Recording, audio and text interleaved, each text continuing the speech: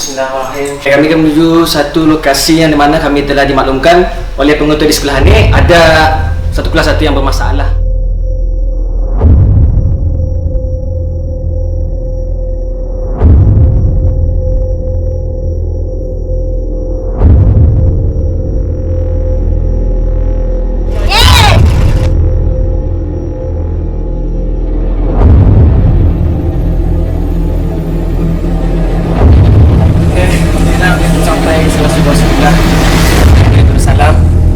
Jam pun sudah pukul 11 lebih, sampai selalu lah sebab tu.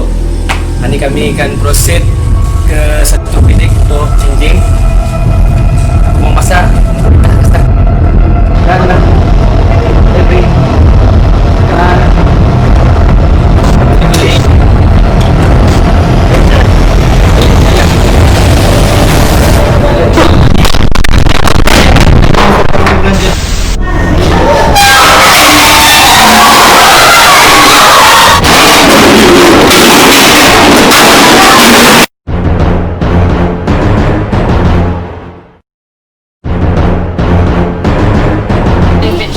Yo. Ay bro. Cantik bro. Apa ni hang ah? Coba tambah lagi bro. Belakang. Charger ko. Tes 1 2 3. Bismillahirrahmanirrahim.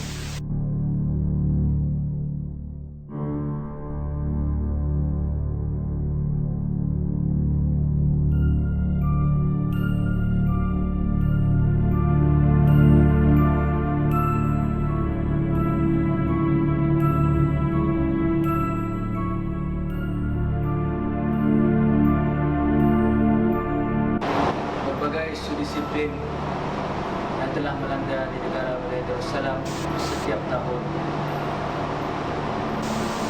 Kini ingin kami menerokai antara masalah yang hangat yang berlaku di sekolah.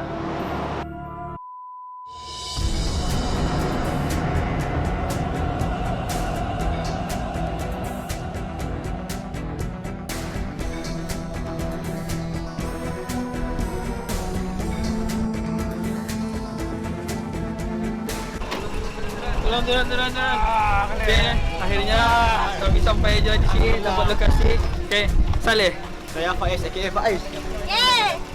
L.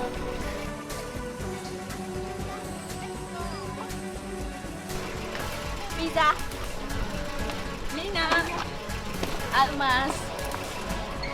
Alhamdulillah sampai Kadike. Cira. Game.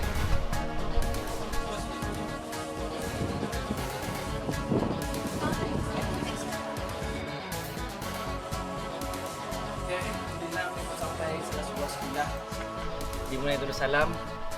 Jam pun sudah pukul 11 lebih, sampai selalu lah semata. Hari kami akan proceed ke satu bilik untuk changing.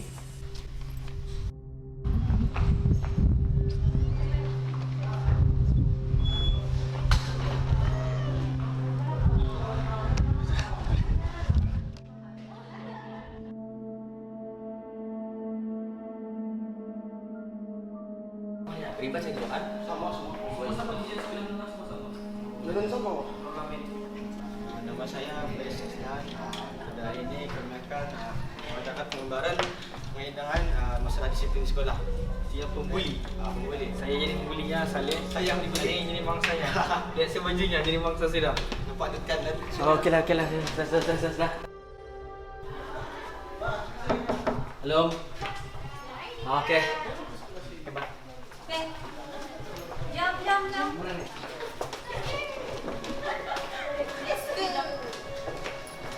Okey, lalu sana kami akan menuju satu kelas yang mana kami akan dimaklumkan oleh pengetua di sini yang kelas 1 bermasalah. Jadi kami akan ke sana, akan melihat situasi di sana.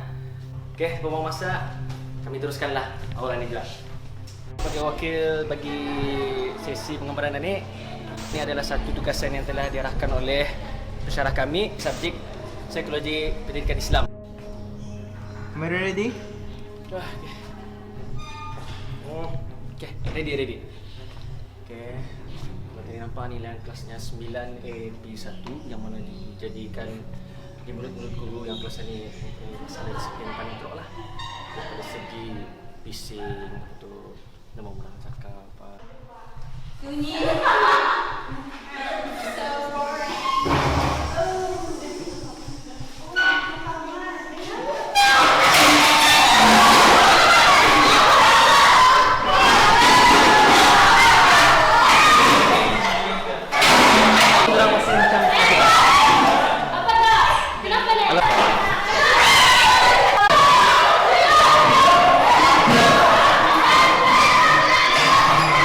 Inilah yang dikatakan oleh guru sekolah ni yang mana kelas ni macam mana kalau bahasa yang bisanya teruk salah disiplin bising. Guru ada pun orang dengar apa ada membuli. Kena melihatkan watak masing-masing atau personality yang baik itu payah akan nampak lah.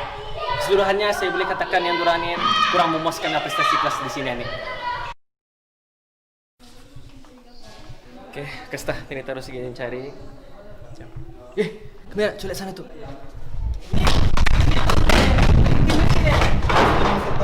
Banyak nipu. Lain dah bukan masalah kes bully.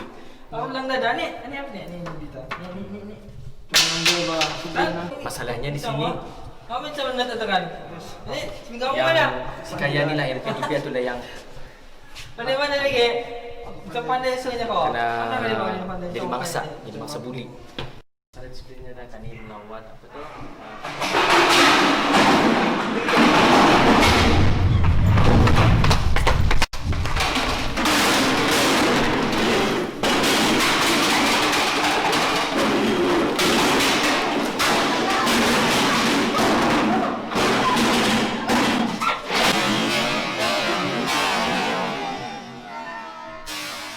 Ni kena-kata hari sudah.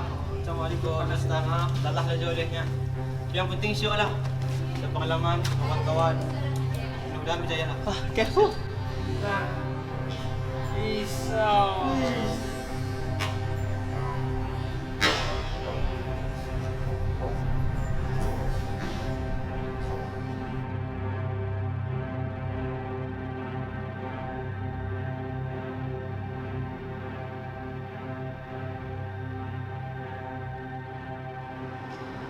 Setiap hari aku kena bully. Aku dah tahu kenapa aku je yang kena bully. Ya just semua orang ketawakan aku. Asal saya pun duduk tu, mesti kursi aku kena tarik. Pembelajaranku benar-benar terganggu sampai aku tak dapat fokuskan belajar. Sebenarnya, mama aku ni tahu kan aku ni. Aku benar-benar nak mau susahkan hatinya. Aku berharap guru-guru di sekolah ni tahu kan hal ni. Sampai bila aku dapat bertahan kena buat macam mana ni? Puas ke Indah? Memang aku puas Salahkah aku dengan orang? Semua aku dapat makanan, apa lagi pangkat. Kan semua membantu aku, ikutkan aku, jadi orang bawahan aku. Aku sembuh, orang tumpuk tu juga. Apa kan tu? Apa masalah disiplin yang sering berlaku di sekolah ini? Antara masalah yang kami hadapi di sekolah ini adalah merokok, shooting kelas ataupun escape, membuli, melawan guru juga, dan kesan daripada memugut atau berkelas, dan ada juga berkelahi itu. Kalau yang masalah berat yang pernah berlaku di sekolah ini, Berkelahi, menghidupkan. apa tindakan yang dibuat oleh pihak sekolah untuk menangani masalah ini? Kami akan panggil pelajar itu dan bagi amaran secara lisan saja. Surat amaran ini akan dikirimkan kepada ibu bapa untuk memberitahu anaknya ada masalah pelajar itu. Dan yang ketiga, biasanya pelajar yang masalah itu akan digantung sekolah. Dan yang ada sekalinya kira dibuang sekolah. Bagaimana cara pihak sekolah untuk membentras perkara sedemikian itu berlaku lagi di masa akan datang? Poster-poster mengenai kesan rokok dan denda pada pelajar, masalah macam menghidupkan ataupun sabuk. Kami akan mengundang beberapa agensi kerajaan untuk datang sekolah, memberikan penerangan ringkas dan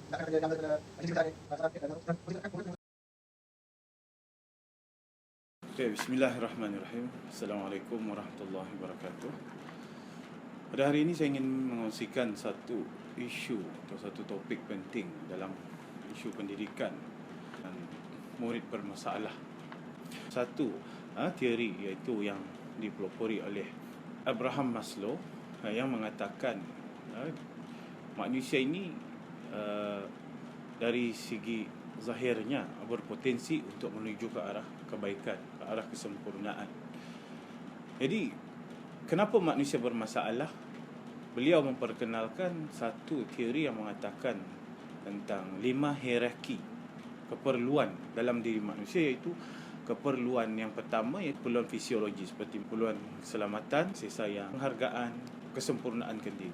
Berkemungkinan murid-murid bermasalah ini kemungkinan fisiologi mereka sudah tidak dipenuhi. Jadi, apatah lagi untuk keperluan kasih sayang. Mungkin makan minum mereka tidak diuruskan dengan sempurna, perbelanjaan dorang, pakaian tidak disediakan dengan baik. Jadi mereka akan memberontak.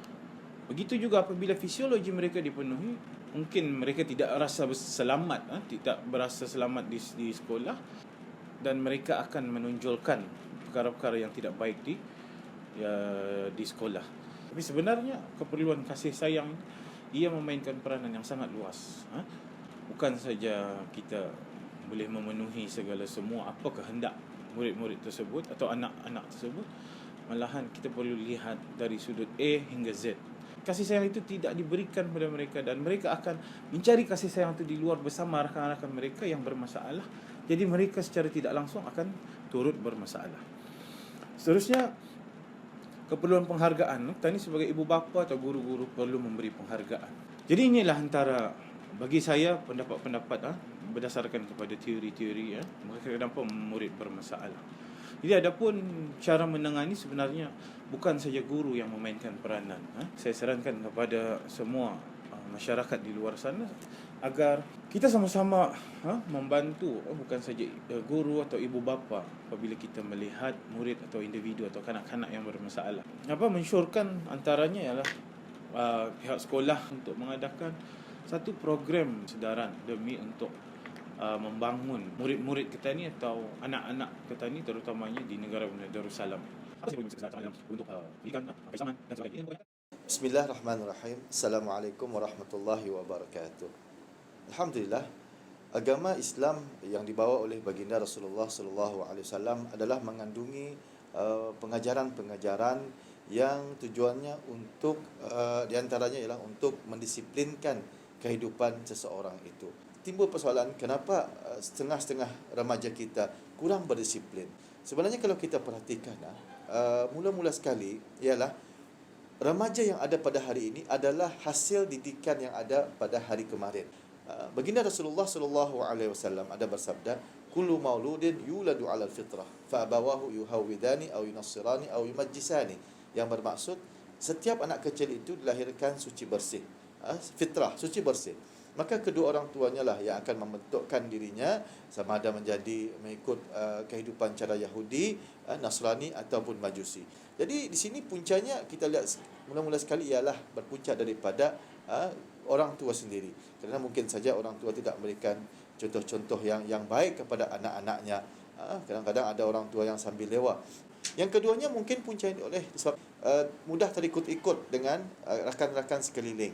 Dari segi percakapan, kalau dulu selalu Assalamualaikum, tapi sekarang sudah berubah hello bro, what's up bro. Jadi ini sebenarnya perkataan ini sebenarnya menunjukkan kita itu kurang kita menghayati adab ataupun akhlak yang telah diterapkan oleh ataupun yang diajar oleh Islam itu sendiri. Jadi bagaimana cara kita menyelesaikan menghadapi masalah-masalah remaja kita atau anak-anak kita yang kurang berdisiplin? Yang pertama sekali ialah tidak lain tidak bukan ialah melalui pendidikan. Pendidikan di sini bukan hanya pendidikan di sekolah, itu yang secara formal, tetapi juga pendidikan di rumah. Di sinilah pentingnya teladan, contoh teladan yang perlu diberikan oleh orang tua, bahkan juga daripada abangnya kah, kakaknya kah kepada adik-adiknya. Tunjukkan kepribadian, tunjukkan kita ini seorang ayah, seorang ibu yang berdisiplin. Kemudian yang seterusnya ialah menanamkan kesedaran kerohanian, keinsafan diri. Ataupun juga yang paling penting ialah penanaman ataupun pengukuhan akidah. Akidah ini penting. Kerana seorang remaja, seorang belia, seorang anak yang berakidah, insya-Allah dengan sendirinya ia akan menjadi seorang anak, seorang remaja, seorang belia yang berdisiplin. Wallahu a'lam. Ya, bro. Tuh, bro. Bro. Ayo, bro. Bro. Cantik, bro. Apa ni hang? Coba tambah lagi, bro. Gimana? Charger kok. Bro. Baru ini, bro. Sirok siya. Sirok sila. Woo!